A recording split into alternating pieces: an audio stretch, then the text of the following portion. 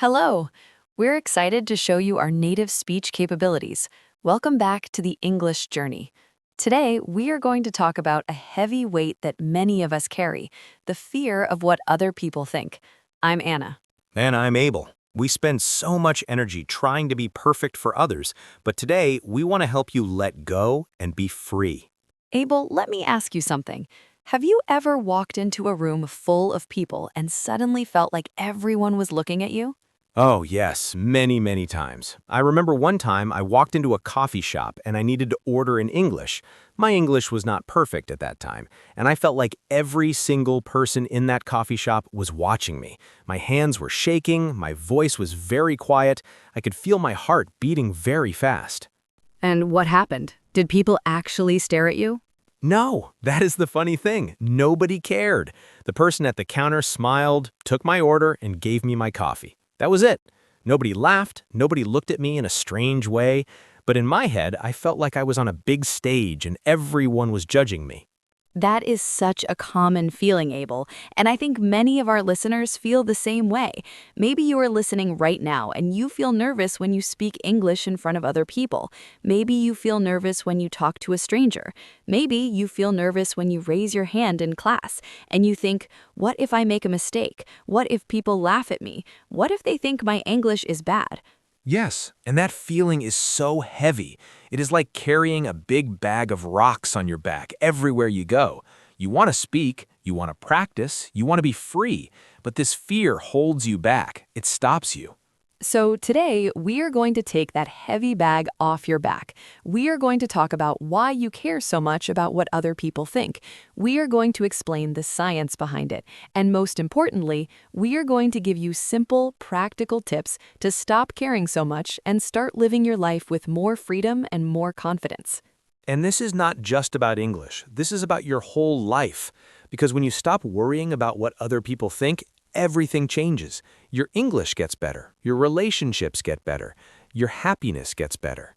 So let us start with a very interesting idea from psychology. Psychology is the study of the human mind, and there's a concept called the spotlight effect. Abel, have you heard of the spotlight effect? I have, yes, but I think many of our listeners might not know what it means. Can you explain it in simple words? Of course. So imagine you are standing on a stage in a theater. There's a big, bright light shining on you, a spotlight. Everyone in the audience can see you very clearly. You feel exposed. You feel like every little thing you do is visible. If you scratch your nose, everyone sees it. If you make a small mistake, everyone notices. That sounds very stressful. It does, but here's the important thing. The spotlight effect is not real. It's an illusion. It's a trick that your brain plays on you. Your brain tells you that there's a big, bright spotlight on you and that everyone is watching you and judging you. But the truth is very different. So what is the truth? The truth is that most people are not thinking about you at all. They are thinking about themselves. Every person in that coffee shop, every person in that classroom, every person on the street, they all have their own spotlight. They are worried about their own lives. They are thinking about their own problems. They are wondering if other people are judging them. Wow, so everyone is worried about the same thing? Exactly. Everyone is so busy worrying about themselves that they do not have time to worry about you. Think about it this way. When was the last time you spent a whole day thinking about a mistake that a stranger made? Never. I can't remember a single time. Exactly. If someone at the grocery store drops their bag, you might notice it for 2 seconds, and then you forget about it completely. You go back to thinking about your own day, your own plans, your own worries. That is so true. I never thought about it that way. So when I make a small grammar mistake in English, the other person probably doesn't even notice?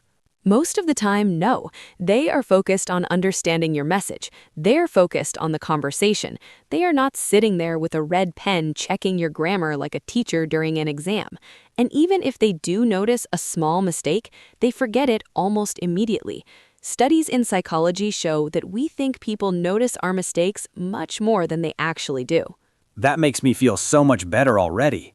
Good, because that's the first step to freedom, understanding that the spotlight is not real. You are not on a stage. There is no audience judging you. Everyone is just living their own life, dealing with their own thoughts and their own worries. Okay, so the spotlight effect is one reason we care too much. But I think there's another big reason, Anna, and that is the fear of making mistakes. Yes, absolutely. The fear of making mistakes is huge, and it's especially strong for people who are learning a new language. Abel, tell me, how did the fear of mistakes affect your English learning? Oh, it affected me a lot. For a long time, I did not want to speak English at all because I was afraid of making mistakes. I would think of a sentence in my head, and then I would check it 3 or 4 times before I said it out loud. And by the time I was ready to speak, the conversation had already moved on. The moment was gone. That is so common, and it's so sad because mistakes are actually the best way to learn. Every mistake is a lesson. Every mistake makes your brain stronger. When you make a mistake and someone corrects you, or when you realize the mistake yourself, your brain remembers that correction much better than if you just read it in a textbook. I know that now, but at the time, I didn't see mistakes as lessons. I saw mistakes as failures. I thought if I made a mistake, people would think I was stupid. People would think I was not intelligent, and that feeling was terrible. And this connects to something very important in psychology called validation. Validation means approval from other people. It means getting a good job or a well done or a thumbs up from someone else. And many of us are addicted to validation. We need other people to tell us we are doing a good job. We need other people to tell us our English is good. We need other people to say, "Wow, your pronunciation is amazing." Yes, I was definitely like that. Every time I spoke English and someone said, "Your English is great," I felt happy. But every time someone looked confused or didn't understand me, I felt terrible. My happiness depended completely on other people's reactions. And that's a very dangerous place to be, because when your happiness depends on other people, you give them all the power. You have no control over your own feelings. If they smile, you feel good. If they frown, you feel bad. You become like a puppet, and other people are pulling the strings. That's a strong image, Anna, a puppet. But it's very accurate. That's exactly how I felt. I had no control. So let's talk about the difference between external validation and internal peace. External validation comes from outside. It comes from other people. It's their opinion of you. Internal peace comes from inside. It comes from you. It's your opinion of yourself. And internal peace is more important? Much, much more important, because external validation is not reliable. It changes all the time. One person might love your English accent.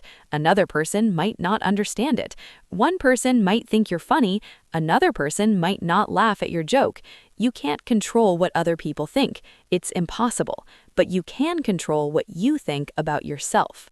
So, how do we build internal peace? How do we stop needing validation from other people?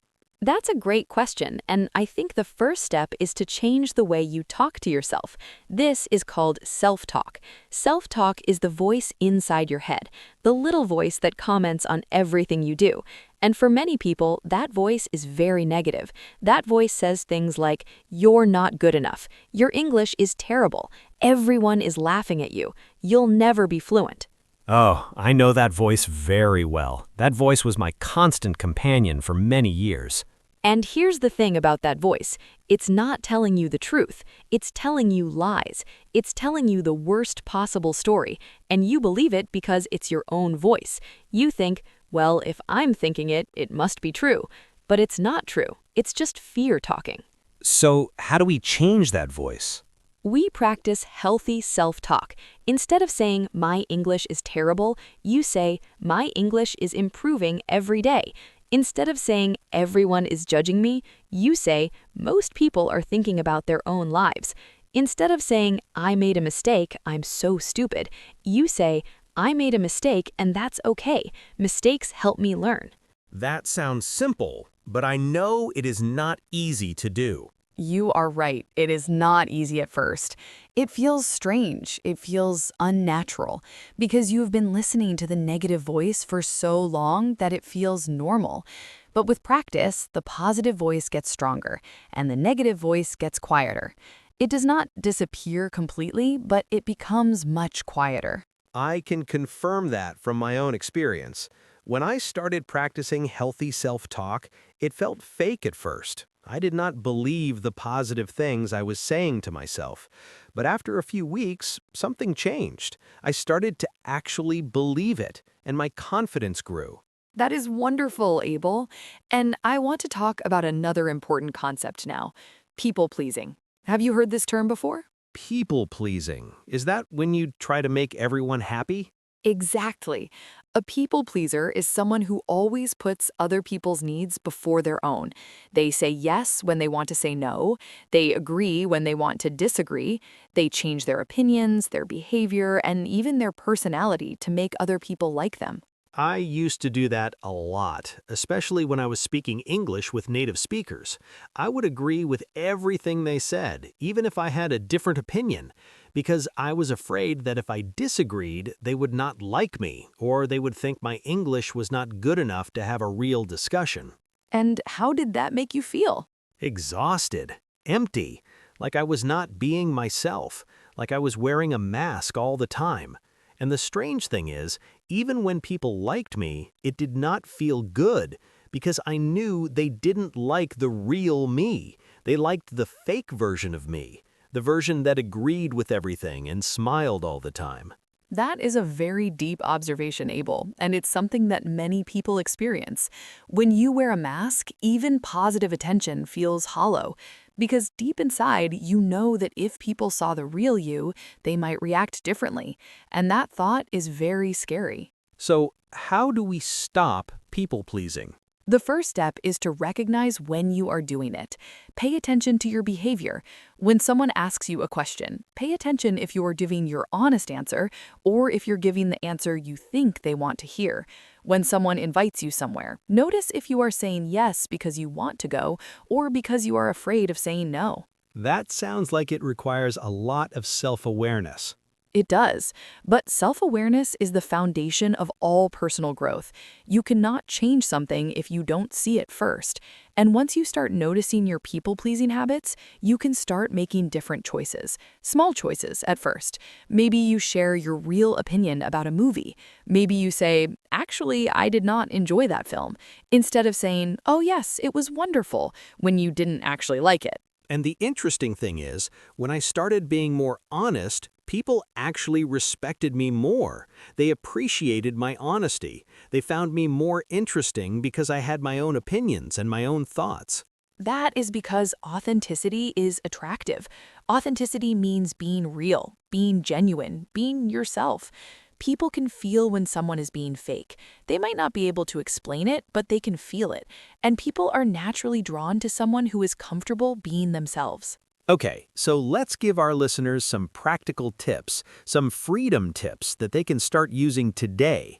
Anna, what is your first tip? My first tip is focus on the message, not the grammar. When you are speaking English, your goal is to communicate. Your goal is to share an idea, tell a story, ask a question, or express a feeling. The goal is not to create a perfect sentence. If someone asks you, "How was your weekend?" and you say, "I go to the park and it was very beautiful," that is not grammatically perfect. The correct form is, "I went to the park." But did the other person understand you? Yes. Did they get your message? Yes. And that's what matters most. I love that tip. Communication is more important than perfection. I would say communication is about 80% of a conversation, and perfect grammar is only about 20%. If people understand you, you're doing a great job. Exactly. And here's my second tip. Remember that most people forget your mistakes in 10 seconds. I'm serious, 10 seconds. Think about your own life. If someone makes a small mistake when they're talking to you, how long do you think about it? Probably not even 10 seconds. You just continue the conversation. Other people do the same thing. They don't go home and write in their diary, "Today, someone used the wrong verb tense when they were talking to me." Nobody does that. That is so true, and it's actually really funny when you think about it. We spend hours and days worrying about a mistake that the other person forgot in 10 seconds. It doesn't make any sense. It doesn't make sense at all. But our brains are not always logical. Our brains are designed to protect us from danger. And thousands of years ago, being judged by your group was dangerous. If your group rejected you, you could not survive alone. So our brains learned to be very afraid of social rejection. But in the modern world, making a grammar mistake is not going to get you rejected from your group. Nobody is going to stop being your friend because you used the wrong preposition. That is a fascinating explanation. So our fear of judgment is actually an old survival instinct that is no longer useful. Exactly. It's like a fire alarm that goes off when there is no fire. Your brain is trying to protect you, but there's no real danger. And once you understand this, you can start to calm that alarm down. You can say to yourself, "Thank you, brain, for trying to protect me, but I'm safe. There's no danger here. I'm just having a conversation." I really like that approach, being kind to yourself instead of fighting against your own thoughts. Okay, what about the third tip? The third tip is to practice healthy self-talk every day. And I want to be very specific here. I want our listeners to try something. Every morning, before you start your day, look at yourself in the mirror and say 3 positive things about yourself. They can be simple. I am a kind person. I am doing my best. My English is getting better every day. It might feel strange at first, you might feel silly, but do it every day for 30 days, and I promise you will feel a difference. I actually do something similar. Every night before I go to sleep, I think about 3 good things that happened during the day, and at least one of them is related to my English. Maybe I understood a song in English. Maybe I had a short conversation with someone. Maybe I learned a new word, and I celebrate that. I say to myself, "Good job, Abel. You are making progress." That is a beautiful habit, Abel, and it connects to what we said earlier about internal validation. You are giving yourself the good job instead of waiting for someone else to give it to you. You're building your own confidence from the inside. Exactly. And it feels so much more stable because external validation comes and goes, but internal validation is always there. It is always available to you. Now, let me share the 4th tip. This one is very important. Surround yourself with supportive people. The people around you have a huge impact on how you feel about yourself. If you are surrounded by people who criticize you, who laugh at your mistakes, who make you feel small, it is going to be very hard to build confidence. But if you surround yourself with people who encourage you, who support you, who celebrate your progress, everything becomes easier. That is so true. When I found a group of English learners who were at the same level as me, everything changed. We made mistakes together, we laughed together, we helped each other, and nobody judged anyone. It was a safe space to practice and grow. A safe space is so important. And for our listeners, that safe space might be an online community, a language exchange partner, a conversation club, or even this podcast. When you listen to us, we want you to feel safe. We want you to feel comfortable. We want you to know that making mistakes is completely normal and completely okay. Absolutely. And here's tip number 5. Start small. You do not need to give a big speech in English tomorrow. You do not need to have a long, complicated conversation with a native speaker next week. Start small. Say hello to someone in English. Order a coffee in English. Write a short message in English.